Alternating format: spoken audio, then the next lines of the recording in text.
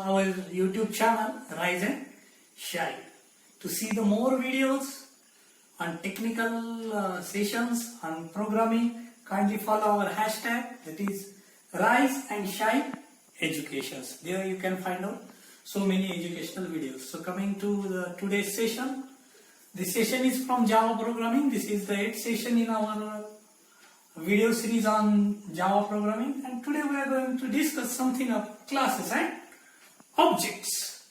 We are going to discuss today these 4 points, such as how to write Java classes, how to add the fields or the variables to that classes. Next we are going to see adding the methods to that classes, and next we are going to see how to create the object or how to instantiating the object of that class, and then also we are going to discuss in this lecture how to access these methods. How to access these methods. That is, we are going to cover everything related to classes and objects. So my friends, all of you know Java. Java is 100% object oriented programming language. That is, each and everything in Java. So in previous videos we have seen that Java is 100% object oriented programming language. So each and everything in Java is considered as either classes or object. So to develop anything in Java, we have to write the classes, and this is the today's topic, that is classes and object. How to write a classes and how to deal with the classes and objects. So we start with how to write a classes in Java. So how we write classes in Java? So very simple thing. In Java we write class, and Java inherits the syntax from C++. In the same manner we are writing a class. For example, I am creating a class employee. So use keyword class, and then give the class name, which is any valid identifier. Such as, suppose I am here creating a class employee. Open curly brace and close curly brace. This is the simple class in Java.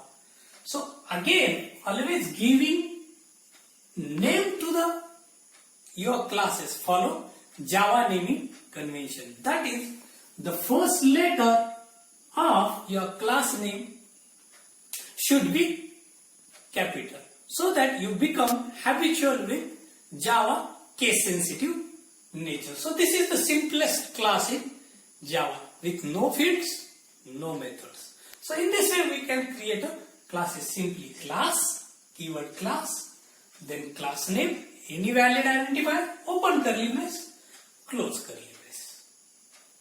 So in this way we have created the classes. So this is first thing we have covered, writing the Java classes. In this way we are writing any Java class. Next, adding the fields to the class. How to add fields to this class? So adding fields to this class. So field consists of 3 things. So when you are adding any field to this class, it should contain 3 things. It should have 3 things. Very first thing, access specifier. Very first thing, that is, when you are adding any field to the class, very first thing you should specify access specifier, which is either public, private, protected. We are going to see what do you mean by that public, private, protected in more detail in upcoming session. For time being, you consider that everything in Java is a public. Then, while adding the fields to the classes, second thing is data type of that field or data type of that variable. And next, you have to use a name to that field, which is any, again, valid identifier. So whenever you are adding any field to this class, you should specify these three things. For example, our class employee, the first field to this class is public int ENO, which represents the characteristics of employee such as employee number. Then public string ename and public double salary of that employee. So in this way we have added the three fields to my class employee. So this is very simple thing, that is access specifier, public, data type, integer and name of that field, any valid identifier, e number, e name and salary, and then again our close curly brace.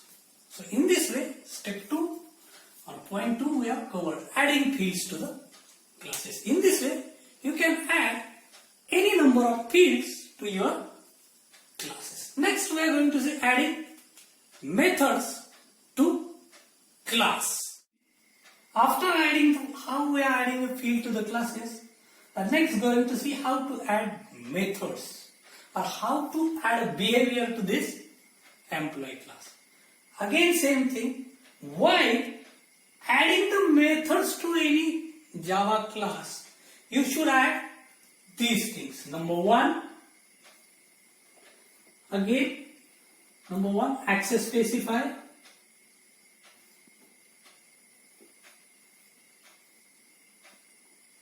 Number 2, the return type of method. Number 3, the name of method, which is again a valid identifier. So always your field name and method name must be a valid identifier. Then parameter list.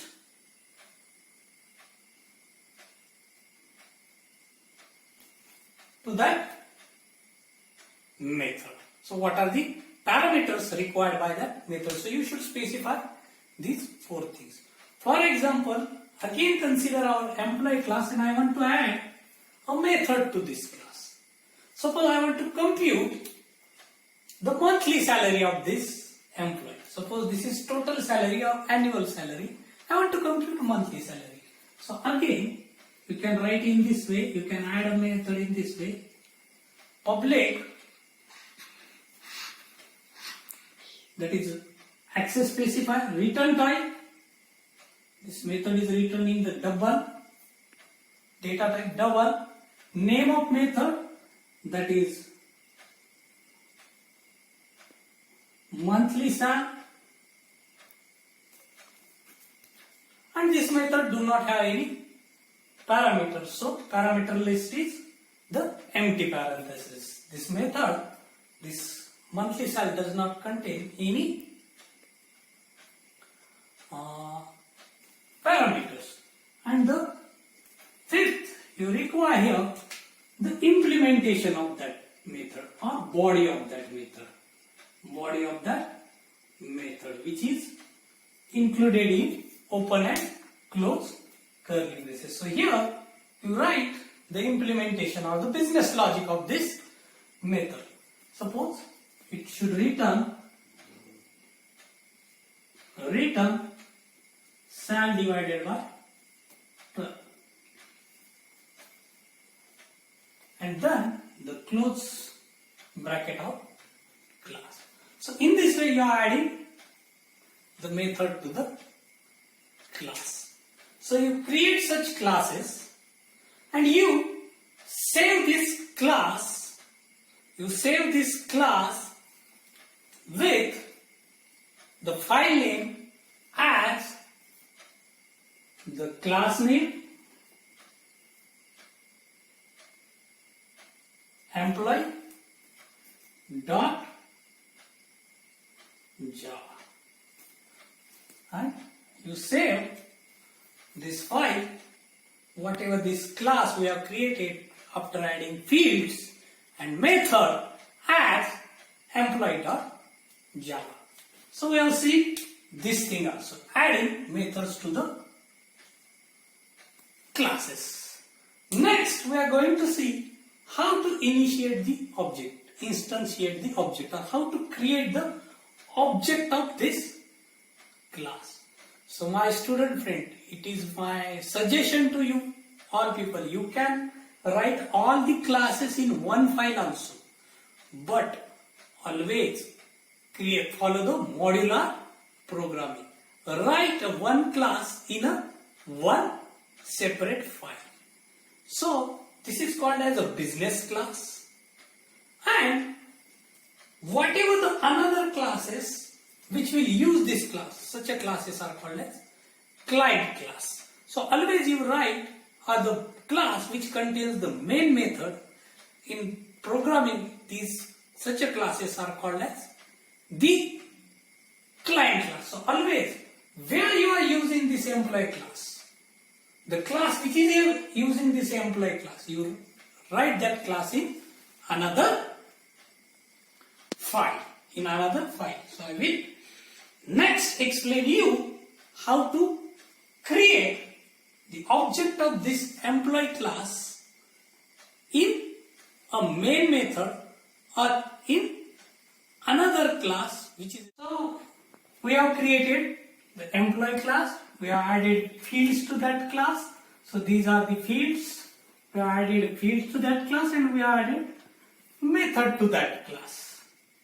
So fields are the access specifier, data type, and the valid identifier, that is a field name. Access specifier, return type, valid identifier, method name, method body. So we have created the class. Now how to create the object of this class?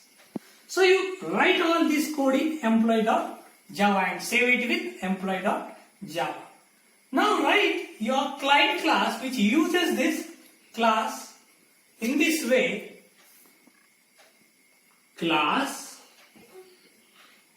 again follow Java naming convention, employee demo, E capital, D capital, Java naming convention, and write here public static void main string args. This is the syntax or the prototype of main method according to Java specification. Java is a specification. We have to give the syntax of main method like this only. So here in this main method, now create the object of this class. So here your Java is different than CPP. In CPP you are creating object in this way. Employee obj, and your object is created in CPP. But this is not the case in Java. Here only a reference to the class is created with this statement. Only reference is created. Only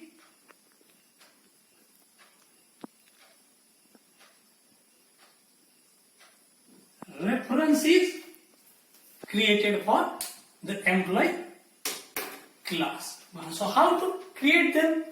How to allocate the memory to this object? So if whenever you are writing such a statement, obj equal to new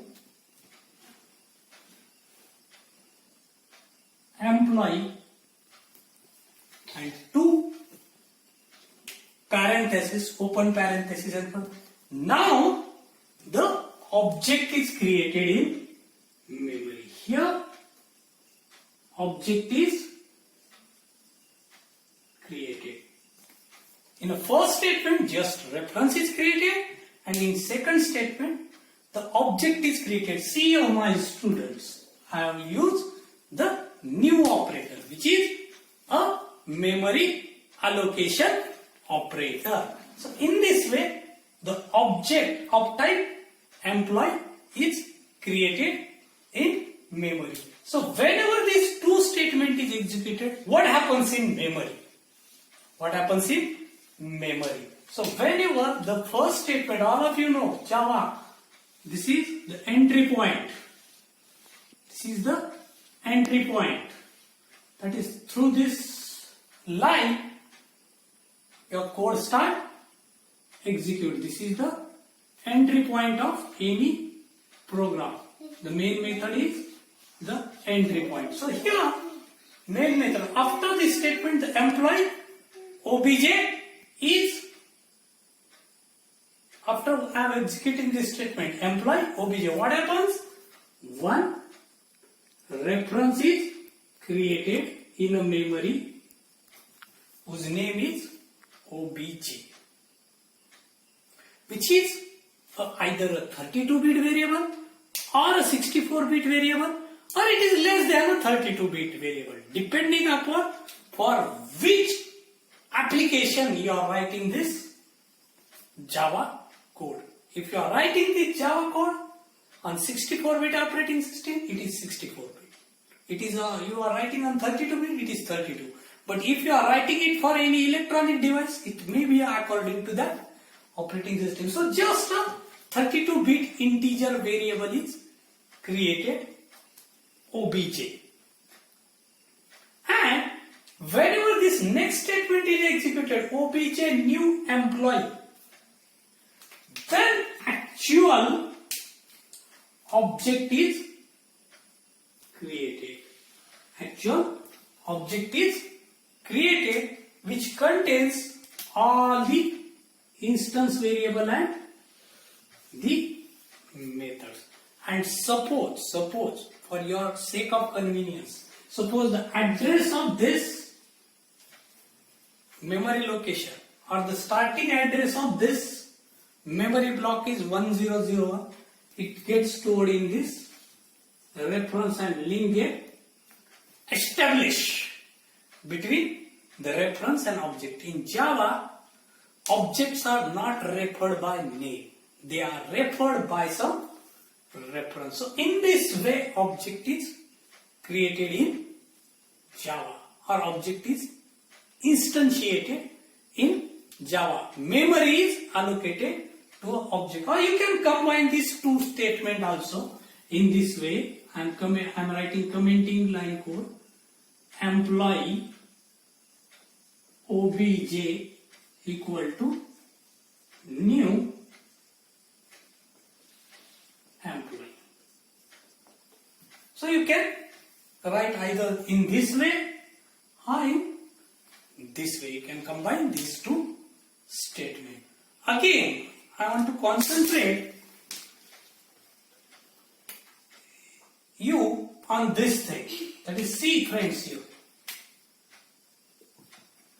there are open parenthesis and close parenthesis. When we are giving such open and close parenthesis, when there is call to any function or method. So where this call goes?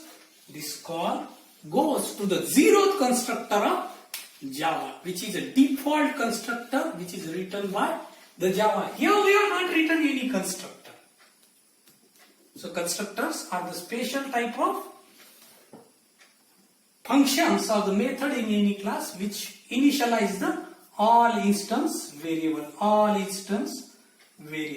So whenever such a statement is executed, all the instance variable of that class get initialized to their zeroth value. Zeroth value means if the instance variable is integer, it get initialized to 0. If instance variable is of type string, it get initialized to null. If instance variable is type double, it get initialized to 0.0. So whatever the default 0 value for that data type, for that it get initialized. So it is a call to construct. So in this way, object is created. Now, how to access this object and methods? The last point of today's discussion. So how to access? Using dot operator. All of you know how we can access? Using dot operator. Suppose I want to access this monthly sal method. How I can access? Obj dot monthly sal. So in this way you can access that method. And here my main method get ends and my employee demo class get ends. And you save this file with file name employee dot demo. Sorry, employee demo dot Java. Employee demo dot Java. So obviously this program will not give you any output because we have not initialized this sal variable to any thing. Here in this return you can write whether this method is executed on a SOP, and within that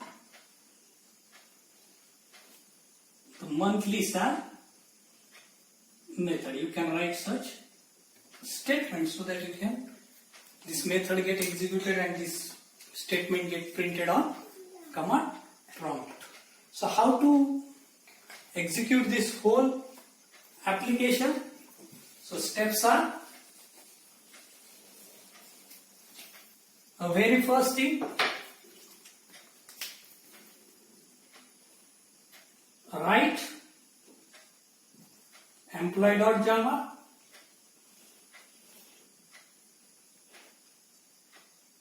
Next, write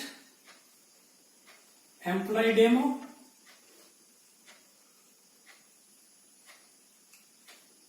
.java.